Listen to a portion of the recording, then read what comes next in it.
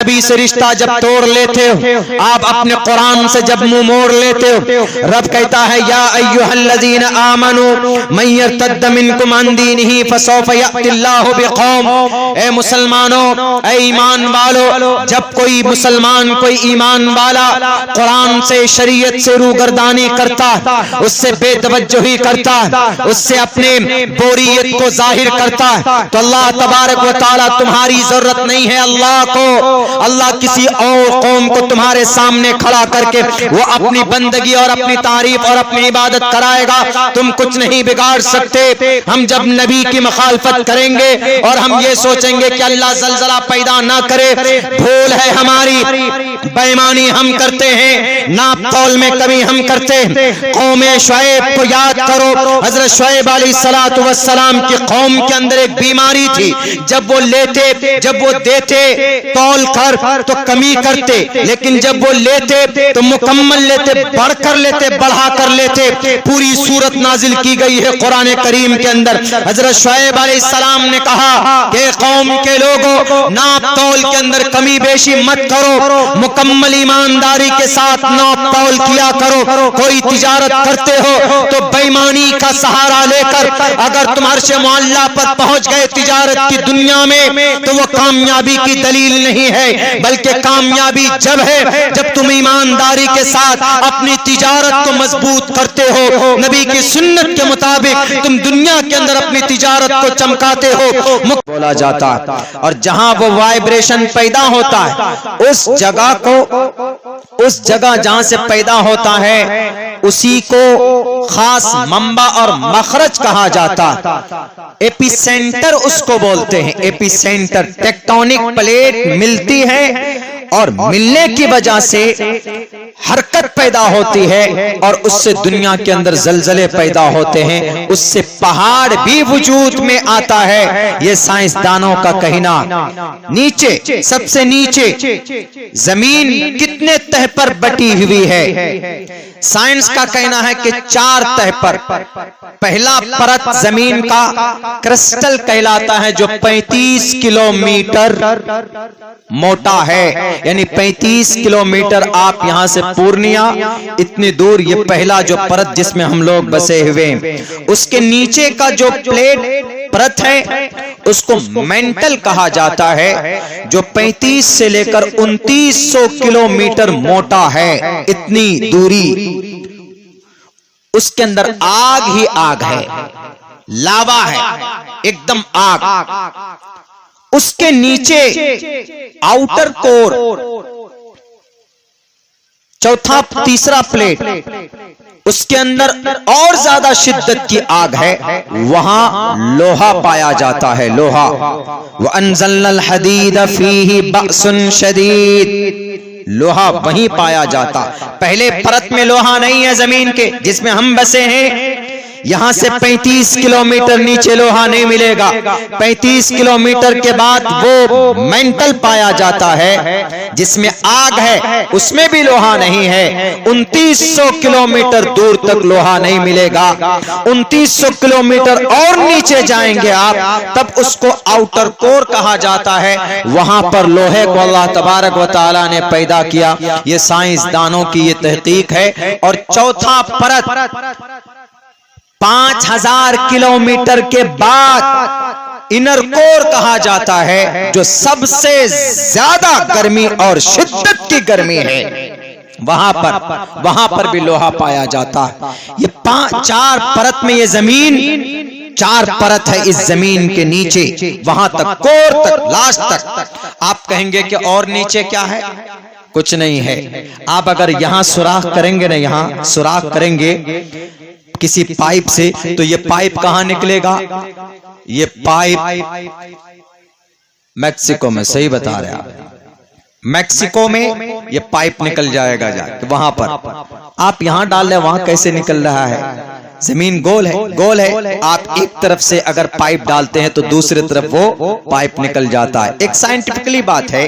बहरकैफ जलजले की बात आई तो मैंने कुरान और साइंस का क्या कहना है वो मैंने बताया। साइंसदानों का कहना है कि ये टेक्टोनिक प्लेट के टकराव की वजह से अर्थक्वेक होता है, जलजला पैदा होता है। ये साइंसदानों का, वैज्ञानिक लोगों की एक रिसर्च, एक तहकीक है।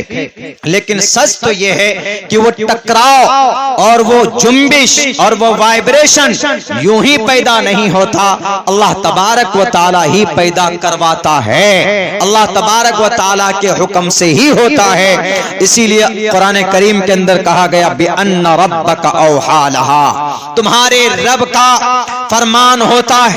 गुनाहों की वजह से, शराब पीने की वजह से अल्लाह तबारक व ताला दिखाता है दुनिया वालों, सबसे ज्यादा यही नेपाल, ये टेक्टोनिक प्लेट का एक हिस्सा भारत है, दूसरा हिस्सा चाइना है। ये दोनों प्लेट जब मिलती है तो ये हिमालय पहाड़ और बढ़ता चला जाता है। और सबसे ज्यादा दुनिया के अंदर रिकॉर्ड किया गया है, जलजले कहीं पर आते हैं तो ये आपका नेपाल, ये आपका काठमांडू, ये कोई नहीं बचा सकता। जलजले की हरकत से, उसकी जुम्बिश से जब तबाही आती है तो सब के सब तबाह बर्बाद हो जाते। कोई माए कलाल नहीं बचा सकता। एक आदमी चाइना में पैदा हुआ, उसने कहा कि हम जलजला आने से पहले हम कोई ऐसा थर्मामीटर बनाएंगे कि जलजला आने से 1 घंटा पहले हमें पता चल जाएगा। उन्होंने सिस्मोमीटर बनाया। इसकी तारीख कब है? 1923 में या 1932 में। ये इस साइंटिस्ट का नाम ज़ियांग हिंग है, उन्होंने बनाया। लेकिन उसी चाइना में 1956 में जब जलजला आता है तो वो सिस्मोमीटर भी काम करना बंद कर देता है और 8 लाख लोग मौत के मुंह में चले जाते हैं। नहीं बचा पाया सिस्मोमीटर। रब के हुक्म के सामने कोई माए का लाल नहीं टिक सकता है।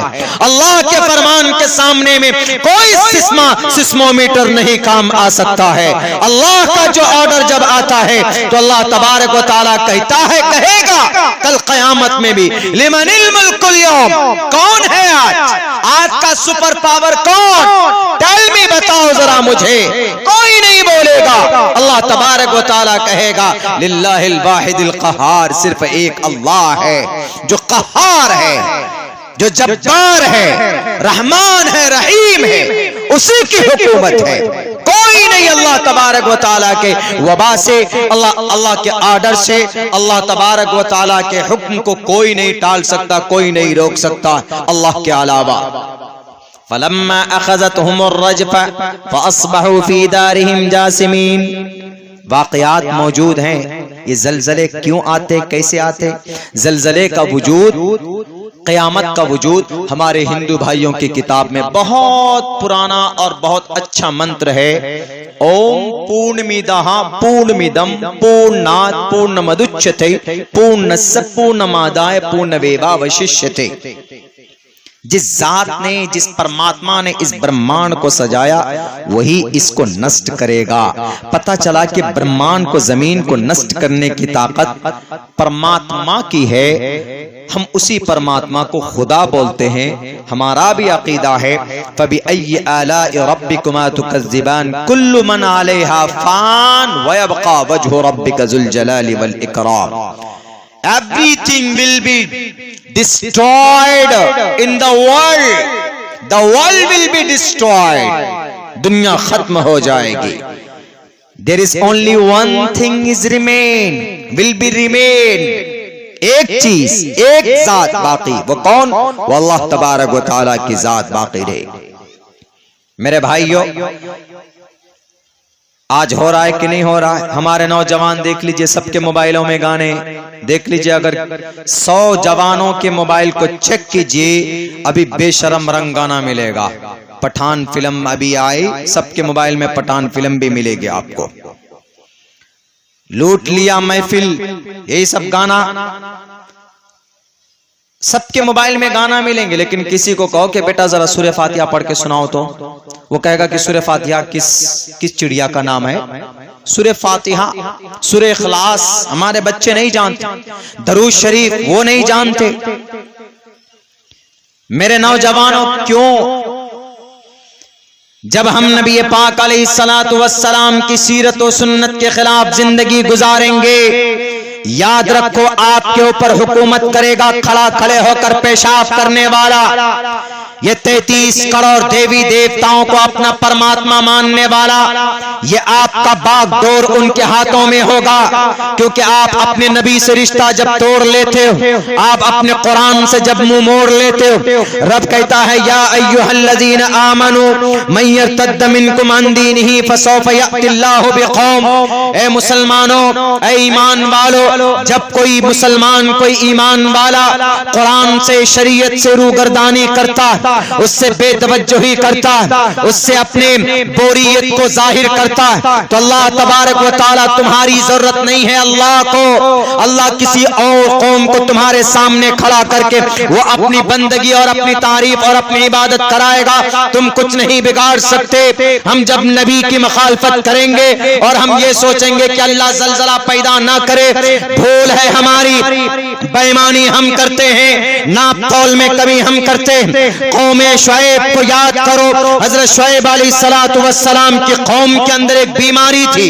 जब वो लेते, जब वो देते तौल कर तो कमी करते, लेकिन जब वो लेते तो मुकम्मल लेते, बढ़कर लेते, बढ़ा कर लेते। पूरी सूरत नाजिल की गई है कुरान करीम के अंदर। हजरत शुएब अलैहिस्सलाम ने कहा कि कौम के लोगों, नाप तौल के अंदर कमी बेशी मत करो, मुकम्मल ईमानदारी के साथ नाप तौल किया करो। कोई तिजारत करते हो तो बेईमानी का सहारा लेकर अगर तुम अर्श मुअल्ला पर पहुंच गए तिजारत की दुनिया में, तो वो कामयाबी की दलील नहीं है, बल्कि कामयाबी जब है जब तुम ईमानदारी के साथ अपनी तिजारत को मजबूत करते हो, नबी की सुन्नत के मुताबिक तुम दुनिया के अंदर अपनी तिजारत को चमकाते हो, मुकम्मल तौर पर अमानतदारी के साथ, दयानतदारी के साथ लेन देन का मामला करते हो, खरीदो फरोख्त करते हो। चूंकि तिजारत को अल्लाह तबारक व तआला ने जायज करार दिया है, कुरान करीम के अंदर साफ लफ्जों में कहा है अहल्लल्लाहुल बैअ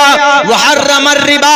अल्लाह तबारक व तआला ने खरीदो फरोख्त को, तिजारत को, बिजनेस को जायज करार दिया है, लेकिन गरीबों के खून को चूसने वाले, 1000 रुपए में 100 रुपए लेने वाले, या 100 रुपए में 10 रुपए का जो सैकड़े का जो तुम लोगों का ये तहजीब, ये कल्चर, ये नाजायज और हराम है, ये सूद है। अगर आदमी नमाज न पढ़े तो रब कहता है कि मैं नाराज होऊंगा, तुमने काफिरों वाला अमल किया है। अगर आदमी ज़कात न दे तो रब नाराज होता है। अगर आदमी सुन्नत रसूलुल्लाह के मुताबिक जिंदगी न गुजारे, रब नाराज जरूर होता है। लेकिन अगर कोई मुसलमान सूद खाता है तो अल्लाह नाराज नहीं, बल्कि अल्लाह कहता है कि जंग के लिए तैयार हो जा। इतना नाराज होता है, कहता है कि तू फ़इल्लम तफ़अलू, अगर तुम नहीं बाज आए, सूद खाते रहे, गड़बड़ी करते रहे, इंटरेस्ट लेते रहे, तो तुमको तैयार होना चाहिए। फ़इल्लम तफ़अलू फ़अज़नू बिहर्बिम मिनल्लाहि व रसूलिही, अल्लाह और उसके रसूल से जंग के लिए तैयार हो जाओ। बताइए, इतने नाराज हुए, अल्लाह इतना नाराज होता है सूद वाले सिस्टम से। आज हम लोग बहुत सूद खाते हैं, थोड़ा पैसा आया, सूदी कारोबार शुरू। बच्चे गूंगे और बहरे पैदा होते हैं उनके, देख लीजिए आप। जो सूद खाने वाले जल्लाद हैं, डाकू हैं, वो रब्बे जुल जलाल का बड़ा मुजरिम है। वो जो सूद खाता है, दूसरों को हम गालियां देते हैं, मोदी जी, योगी जी को गालियां देते हैं कि नहीं जनाब ये हम पर जुल्म करते। क्या मोदी जी ने नमाज पढ़ने से मना किया मुसलमान को? क्या योगी जी ने कहा कि तुम सूद खाओ? क्या कांग्रेस वाले ने कहा कि तुम चुगलखोरी कहो? नहीं, तब भी मुसलमान ये सारी बुराइयां करता है। हजरत शुएब अलैहिस्सलाम की कौम को अल्लाह ने फलम्मा अखज़तहुमुर रजफ़तु फ़अस्बहू फ़ी दारिहिम जासिमीन, ज़लज़ले ने आ पकड़ लिया, वो अपने घरों के अंदर सो रहे थे। इसलिए अपने इन गुनाहों से बाज आ जाओ। और भी तारीख है और कौमों की, ये सिर्फ मैं ज़लज़ले के ऊपर आप लोगों को साइंस और कुरान और वाक़यात की रोशनी में ये बात समझाने की कोशिश कर रहा हूँ कि मुसलमानों, आज भी वक्त है, सुधर जाओ। अगर तुर्की के अंदर इतना खतरनाक जलजला आ सकता है तो सबसे ज्यादा रेड जोन में आता है ये नेपाल, रेड जोन। यानी नंबर 1 पे आता है और हम लोग बड़े करीब है। सन 2015 में आया था, कितने मरतबा हिलाया था अल्लाह ने।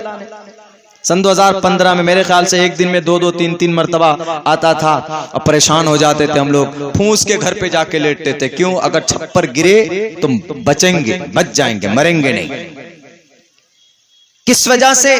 शराब की कसरत की वजह से। नेपाल में शराब बहुत पाई जाती है। बार में जाइए, लड़कियां ब्राना होकर डांस करती, जाइए वहां पे, जिना का बाजार गरम है। स्कॉट सर्विस, यहीं पर बैठे बैठे लड़की बुक कीजिए, आपके रूम के अंदर, आपके होटलों के अंदर वहां प्रोवाइड कराया जाता है। कहां? नेपाल के अंदर।